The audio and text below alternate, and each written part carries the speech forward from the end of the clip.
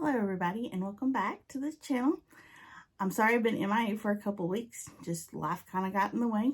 So I thought I'd just kind of share some of the things that I've been working on as far as Lego builds in the last couple of weeks, just as I've had time here and there, which hasn't been a lot, but I did get a few things done. So the first one I'm going to talk about is during Prime week back in July, I ordered a Insoon Magic Potions book nook to build to go with Harry Potter, because I do have a few Harry Potter builds up there and I'll show those in a future video. And I wanted to try this out because this is one of the pre-lit kits, the ones that comes with lights. So I wanted to see kind of the quality, you know, how well the lighting kit was, those sorts of things. Now I've never done like a light kit that actually goes with a Lego set. That's third party since Lego doesn't do that. But I wanted to see how this actually would work out. I will say there's actually 5 little lights in this set, so it's not a huge lighting kit on there, but I did only pay, I think, $35 for this during Prime, so it wasn't a really expensive set. I think normally it retails for about $50.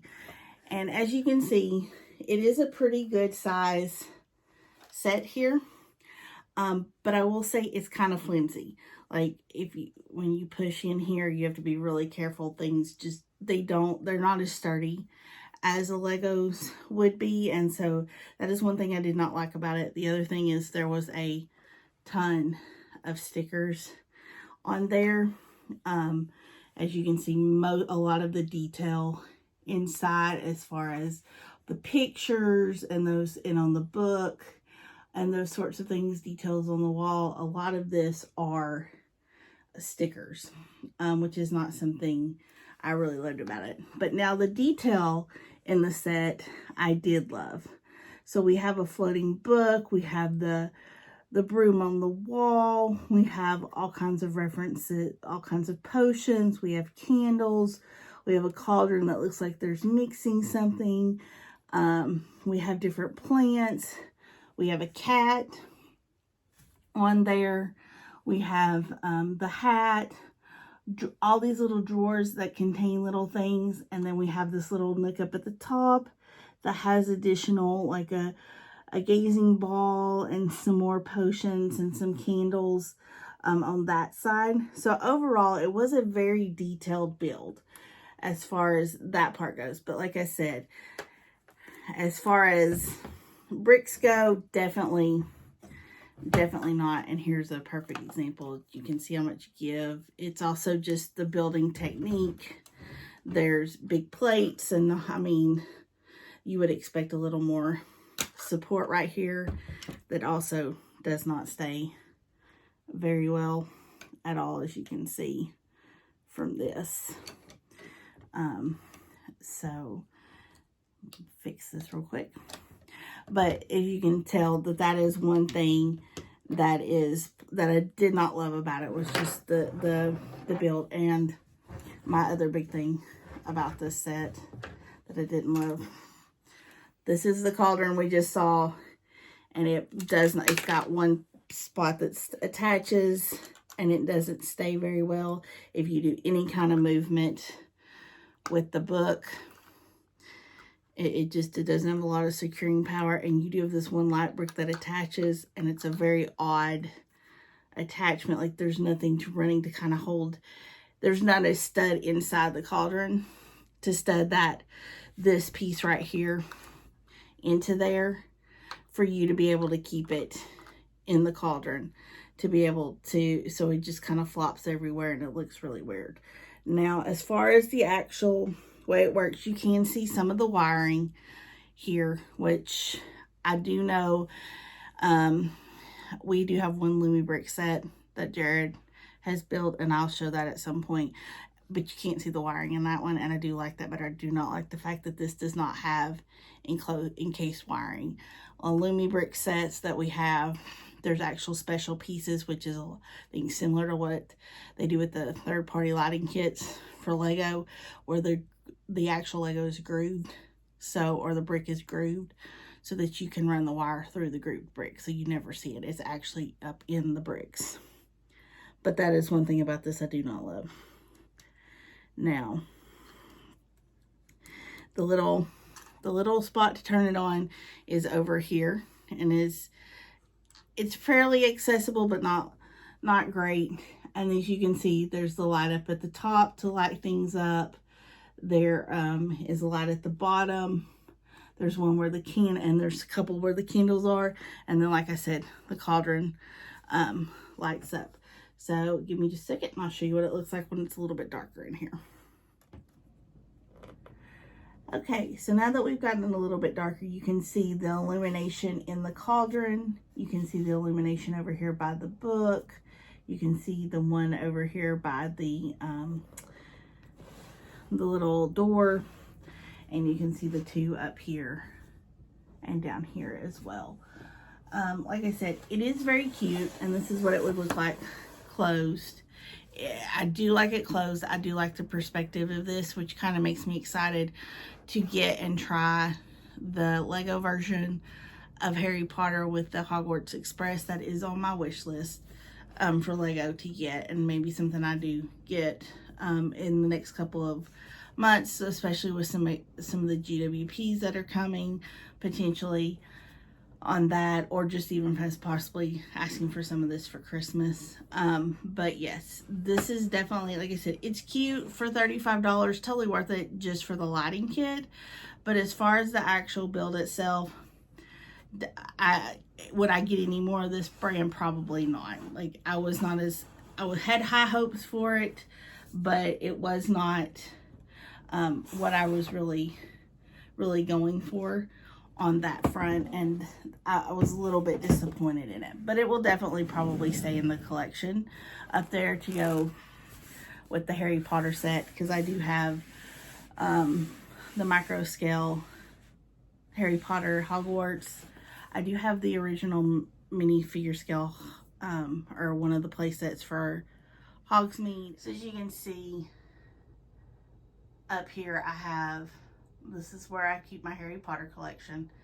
I have the castle, there's Hogsmeade, there's this Diagon Alley that I've started, and there is the Hedwig set. That was actually my first girl set. That was the first really big and expensive Lego set I've ever bought. The only thing was, I think at the time, $300 or $400. I don't remember exactly. And I actually saved up for that one, doing some extra work to be able to buy that one. That was, like I said, my very first one. So, but that one and the Hogwarts Castle are two of my favorites. The Hogsmeade and the Diagon Alley are sets that have been gifted to me from different people. And while they're cool and I like them, I just don't think it's going to be realistic as far as shelf space goes to keep working towards finishing those collections. So that's kind of where I'm at on the Hogwarts stuff. Then turning away from Harry Potter, last week we saw a video that Costco had one of the 3-in-1 creator sets from, I believe it was the August release, and it was the one thing I said I kind of wanted, which was the telephone.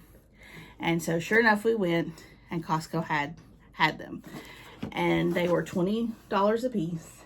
And so I did not buy just one, I bought two. So I have two of the telephone sets, and I have these for a particular reason. I didn't do all three because one of the sets, I'll just go ahead and spoil it. This one, the more bulky brick phone, that was weirdly enough kind of in between. It was in between the first cell phone that I remember my parents having, and then between the one I actually got when I went off to college. Because that was, unlike the kids today, I did not get my first cell phone until I went off to college, since I went out of town to go to school. So that was the first time that I actually had a cell phone. But I bought this set because I wanted the two slightly later phones, because those were my first cell phones, and for the rotary set because there's a lot of telephone history in our family. My great-grandmother, my grandfather and grandmother, and my dad all worked for the telephone company. They all worked for the Ma Bell companies, Bell South, Pac Bell, that group. And so telephones, talking about telephones, that has just always been a thing at our house since they were all involved in it. So I do remember having a rotary phone as a child. I do remember using it and getting so frustrated when when you were trying to go around and then realizing, oh gosh, I messed up, and then you had to start all over again. It's kind of like the push button phones back then. You had to hang up and dial again. It was just, I do like the backspace on my cell phone now from this. But this is really a cool build. It even has the wiggly cord that you can get all twisted up, just like a real telephone back in the day. The headset is very cool. The way they have done the rotary feature, as you can see, it does come around and it does go back just like an old rotary phone does. And if you turn this over, you can see they've accomplished it because they do have a really cool rubber band feature in here that allows it to do that. So it was this is a very cool set to have. And with this, like I said, it's very reminiscent. Now, our phone at home that was like this was not blue. I remember a green one and a tan one. That was the old rotary phone. And then from there, I think we had gray ones that were the push buttons growing up. But this just brings back lots of memories, especially at my grandparents' house, because they still had rotary phones even, I can remember at least through elementary school. Because I remember they actually had one that sat in a wood box and you flip the wood box open. And like I said, it's also just a nostalgia piece for the family. My dad was a phone technician. His dad was a phone technician. And both my grandmother and great-grandmothers ran the switchboards back in the day when it was still, you said, hey, I want to talk to Joe Bob 3 streets over. And they would actually manually move the switches around. One thing I did forget to mention that came with the rotary phone, well, came with all the phones, but was specifically with the rotary phone build, was you did build a pencil, a pencil build, and a little post-it note. And I thought the coolest thing, because this I believe is a new piece here, the piece that looks like the post-it notes are flipping up. So this was a really cool add-on, and actually they had 3 stickers. One was a phone, one was a doodle, and one looked like somebody was taking notes. And I realized you could probably put a second strip down in here, so I am going to put the second sticker, but yes, it was a sticker, on here eventually. But then from the rotary phone, first, like I said, I also got a second set and built the cell phones, because my first cell phone was the blocky Nokia cell phone where the face plates switched. And I remember my sister and I used to go around and look for the face plates. That was our thing. We'd go around and try to find great deals on face plates, especially if we could find like the school we went to or something like that to put on them. So this was it. And then my very first phone as an adult out in the real world beyond college, right before my husband and I got married, we got our first phone plan together. And it was the original flip phone with before text and all of that, with the little LED screen so you could see the number, and the LED screen on the front that just showed you someone was calling. It would pop up their number, kind of like caller ID, so you could decide whether you wanted to answer it or not, because as soon as you flipped it open, it was going to answer. So this was it.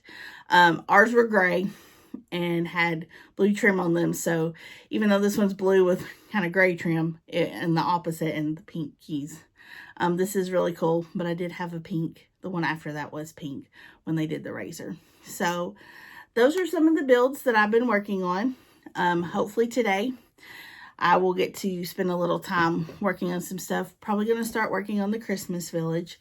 Getting that put back together, trying to decide. I've got parts, the Alpine Lodge from that came out last year. Haven't built that, need to get that built. So I am going to do that today, hopefully. and just see what else. I have plenty of sets in here to work on. So hopefully I'll get onto that, and hopefully soon we might have some more updates along the retro space line. So if you like this video, please like and subscribe, and I'll see you next time.